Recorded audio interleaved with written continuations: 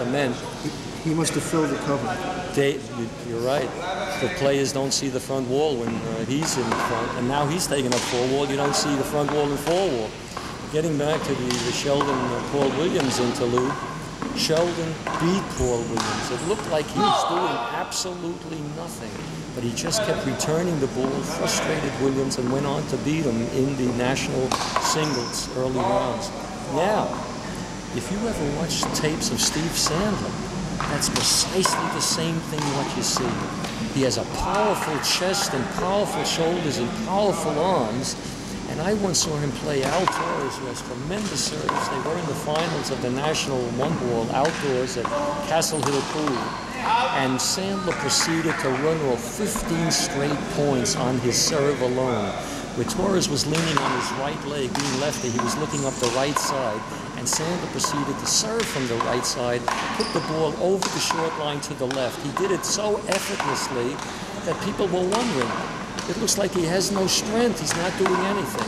But Sandler took a time out at the 15-point, came over to where I was sitting, and his chest was heaving. He had indeed expended a lot of energy in what he made look so effortless. This is what David Sheldon is doing now in this game. He is actually moving the ball, and though it looks like he's not using his back and his body to propel it, he's actually using his shoulders and his arms to move it. Now, we're going to take a little break in the discourse to find out what the score is. I would venture to say that, judging by the demeanor of the players, Robert Sostre is coming to the fore and is going to start scoring. Let's see what the score is. Morris Levitsky is supposed to announce the score after every volley, has murmured it to himself. Thank God he knows what the score is. We had a request for the score, and it's 9-12. And lo and behold, Sheldon and Sostre are not leading. What does this mean for the future of this match? If the Bretners get an even bigger lead, they will fall asleep. But if the other team stabilizes now, which I said at this juncture is where they put, you see that shot by Sostre? Before he was going to wing it low, but now he correctly put it in place. They're congealing as a team. Now they're looking for the openings. Sheldon can find the openings. See that?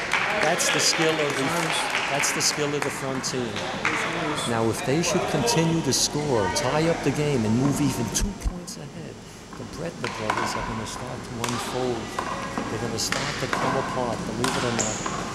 As skilled as they are, they just fall apart mentally. Benji can do nothing else but what he's doing, which is correct. But Louis falling into the trap of just bringing the ball back. See, he shouldn't have taken that with his left, but he didn't get into any trouble. That was an excellent shot. See, he's just powering, not making a mistake. He's going to give Sheldon the opportunity to look for the shot, and as you saw by the last kill shot, precisely what he did. I think Sheldon should draw those strings together on his shorts. If somebody pulls it accidentally, it may pull his pants down. He could call an official timeout. That's right.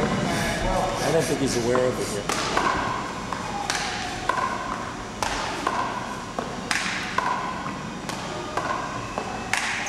See, virtually nothing has happened to the human eye as this camera picks up what's happening. It's basically keeping the ball in play, not making a mistake. Both teams realize that this is the critical area of the game. They don't want the other team to go ahead. But as I said before, even if the Bretners go ahead, it's not really an advantage. That will only make Sostre play harder to even it up, put pressure on the brothers, and then typically they fall short. I'm not a predictor by any means. I'm just relating to you what's happened in the past.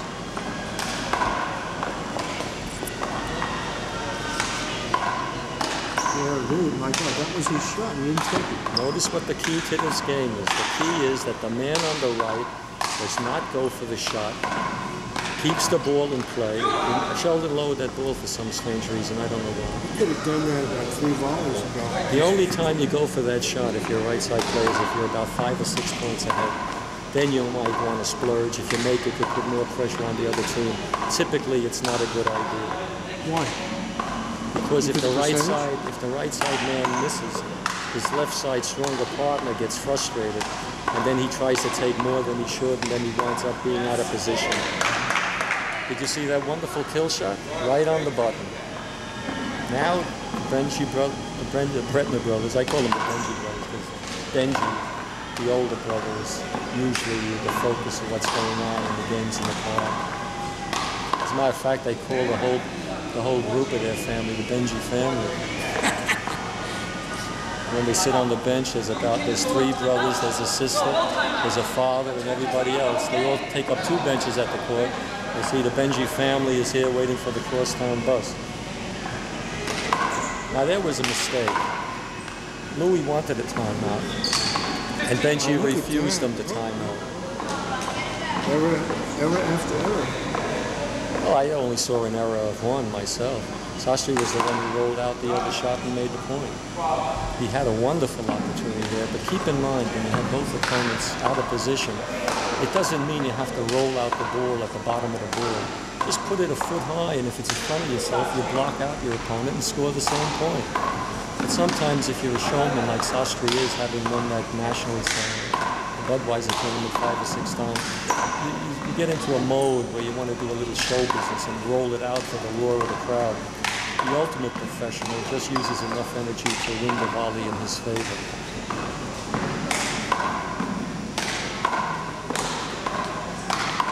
You see, Louis had a perfect shot there to go to his right corner. Sheldon was completely behind him, but Benji is now in a defensive mode, and Louis is in a defensive mode, and that's destructive. That wasn't a bad overhead to get him out of position, but look, Louis is striking the ball, he's hitting everything to the middle, so he won't miss. There's an attempt, but he has to angle it, and he's too cautious now. Look at that, he's hammering with all his energy, right to the middle where Sostre was standing, and Sostre put out Benji. I'm not taking anything away from these players. This is what they do, and they do it as best they can. And the young fellas can be forgiven, but the older fellas should not be forgiven. They should have learned something. But we tend to do what we think we do best. And ultimately, since there's only one winner in any tournament, everybody's left in the dust and only one champion rises to the occasion.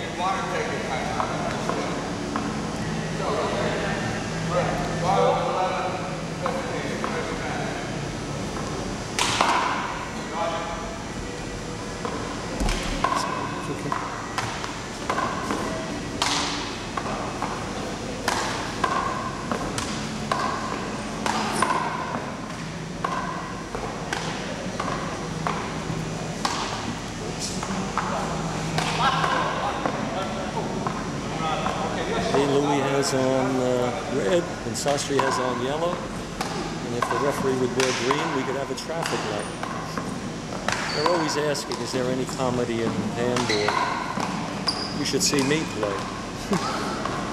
But if a fellow is asked by me, how's your left hand, and he says great, I invariably say he has no right to say that.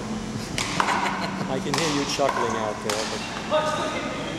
And when he plays really bad, I say I've seen a better swing in a condemned playground.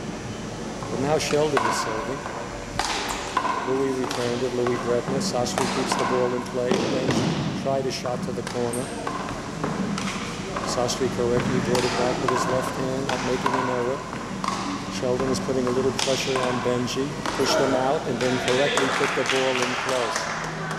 Now just watch as this game develops. Score now 13-15.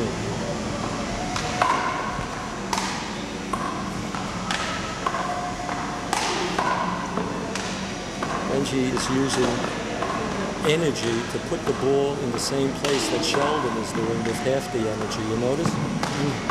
And the same thing will happen when the ball goes over to Louis. He'll hammer it with greater intensity than Benji. Oh.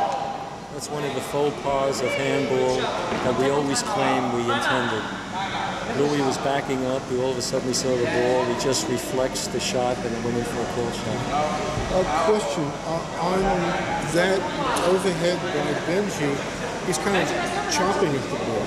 why wouldn't he want it to give it topspin if he's hitting it high anyway?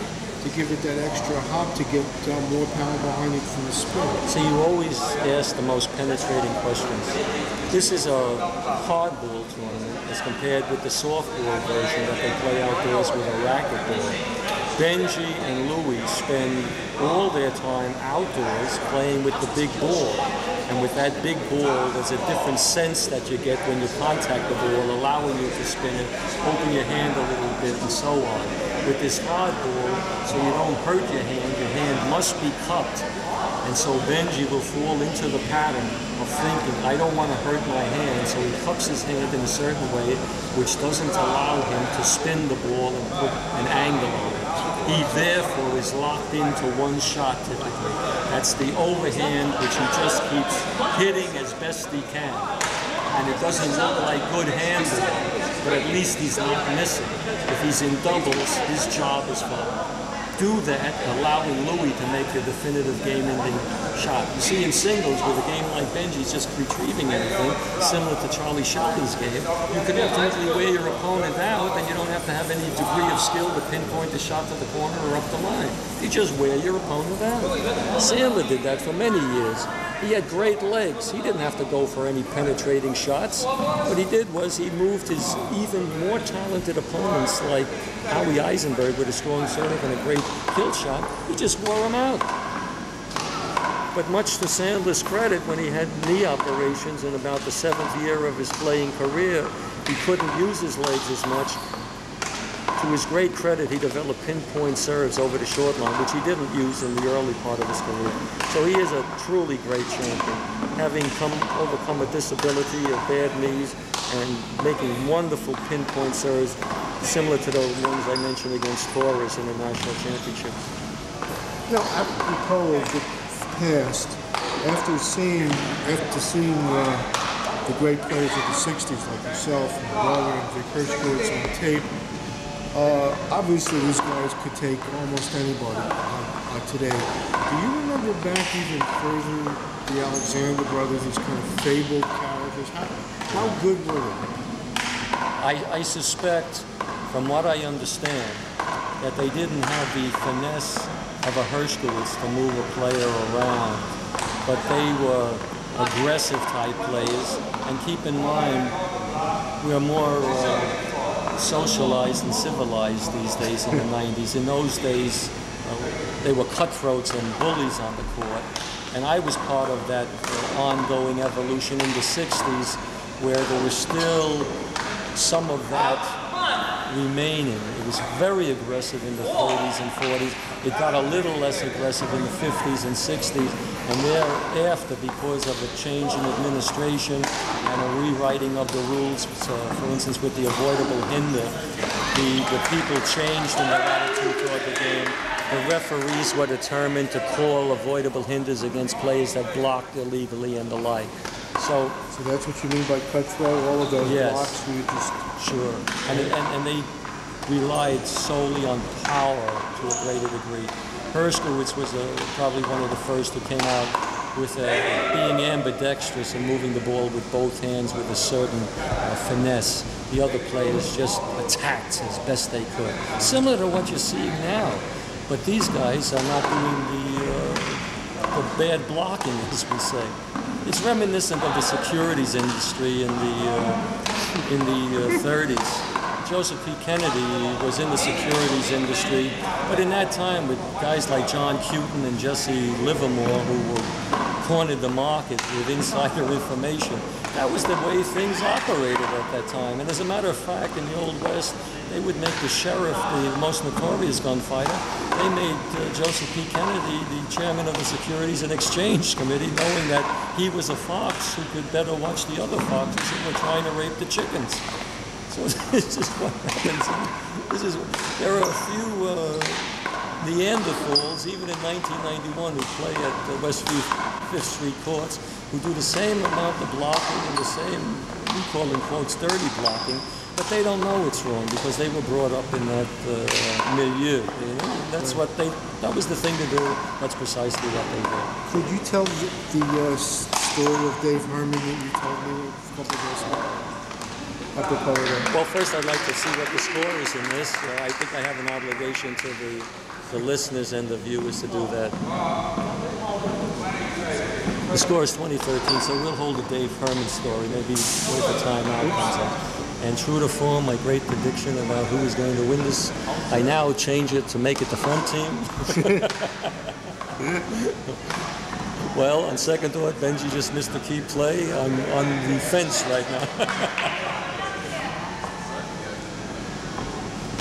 I suspect that as great as Robert and as great as Sheldon are, this is no defense about what the outcome is going to be. The fact that Benji and Louie, being brothers, have played so many years, 15 to 20 years together, they have the body language, they have the moves, like Benji will bring back everything, Louie. But remember what I said before, when Benji and Louie get a big lead and it looks like they're on the verge of victory, they don't realize that the other team isn't going to lay down and just give up. They're going to put pressure on them, and now this is where the real game is.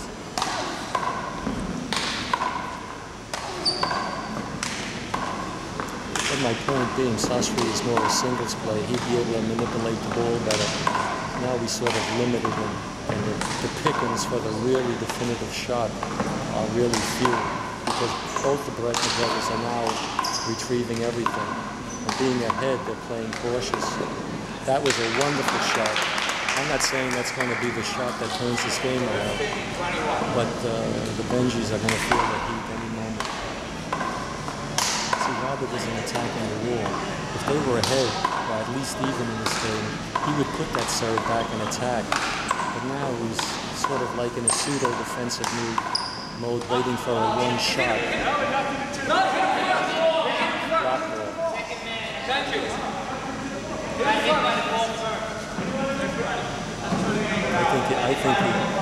I think his opponent held him there. That's why he was hit by the ball. But in any event, there's one down.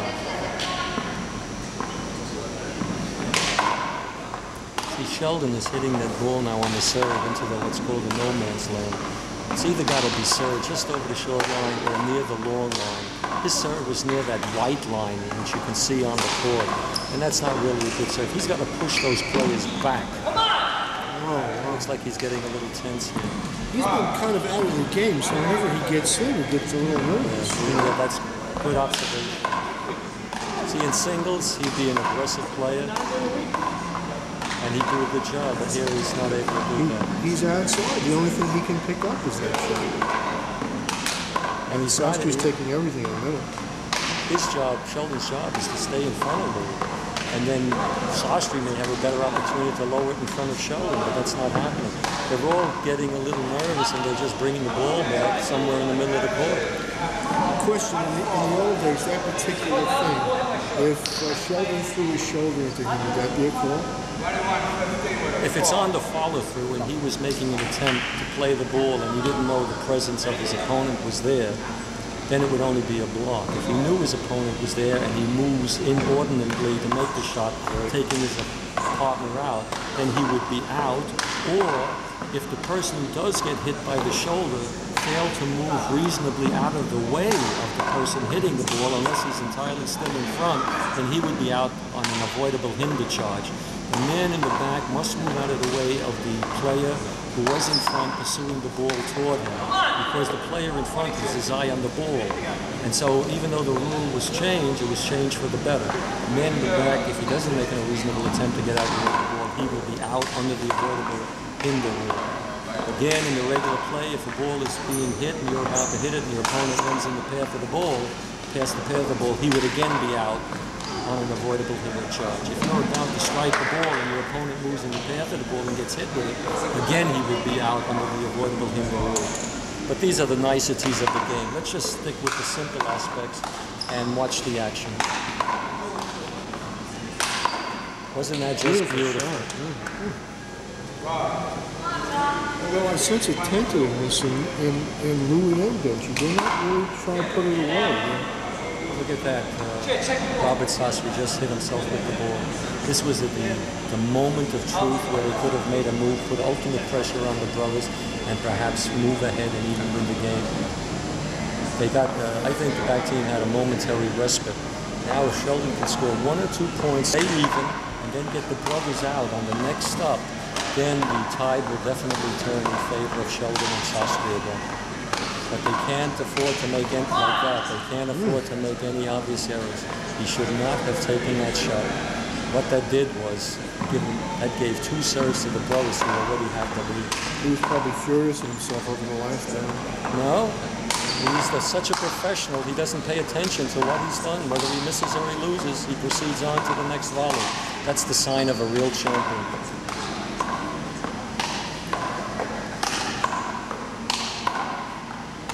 He has a nice left hand for a racquetball player. See how he faked him out? Sostre, using that same power, should have tried to get the ball behind that white line you see in the